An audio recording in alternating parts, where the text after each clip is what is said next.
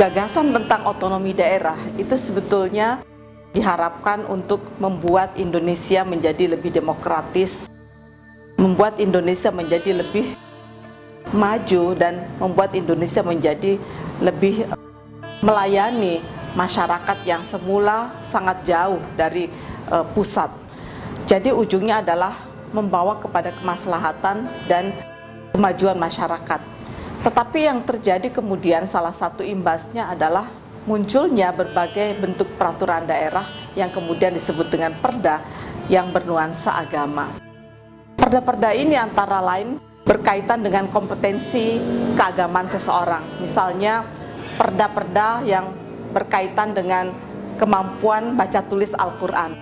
Jadi di sejumlah daerah muncul peraturan-peraturan daerah yang mewajibkan baca tulis Al-Quran bagi siswa-siswa yang akan misalnya dari SD ke SMP, dari SMP ke SMA, dan seterusnya. Jadi murid-murid yang tidak mampu baca tulis Al-Quran dengan baik itu tidak bisa ikut seleksi atau diterima di dalam suatu pendidikan.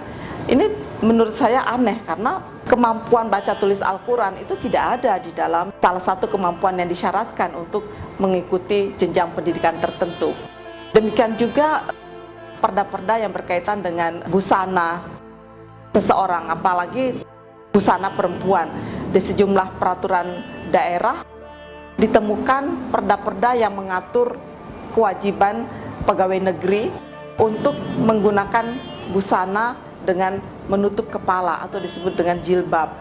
Bahkan di beberapa tempat untuk ukuran jilbab itu pun juga ada aturannya. Misalnya di Aceh tidak boleh orang menggunakan tutup kepala yang tidak 20 cm di bawah leher. Bahkan juga ada aturan yang sangat rigid di Kalimantan Selatan bahwa seorang pegawai negeri perempuan itu harus menggunakan busana muslimah yang ukuran tangannya sekian, ukuran bajunya sekian. Menurut saya ini sangat-sangat tidak demokratis. Lalu juga perda-perda yang berkaitan dengan kewajiban melaksanakan ajaran agama.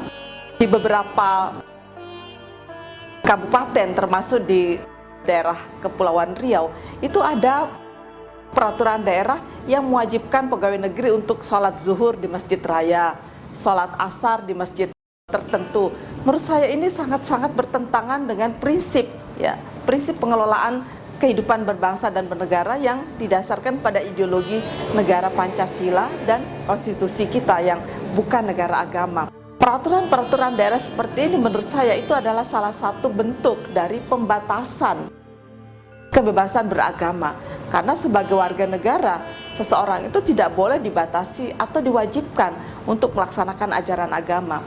Sebab menurut saya, kewajiban agama itu adalah sesuatu yang harus kita lakukan dengan pilihan bebas.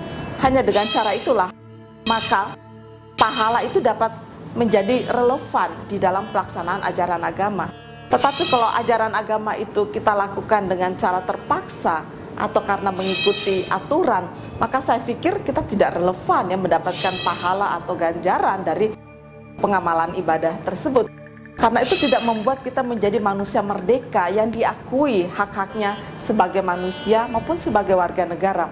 Oleh karena itu mari kita berpikir ulang tentang kewajiban-kewajiban atau dalam bentuk peraturan-peraturan daerah yang kita sebut perda-perda bernuansa agama. Ini sangat tidak demokratis karena itu bertentangan dengan prinsip-prinsip negara hukum, prinsip-prinsip negara demokrasi yang menjamin kebebasan setiap warga negara untuk melaksanakan ajaran agamanya secara bebas berdasarkan kesadaran.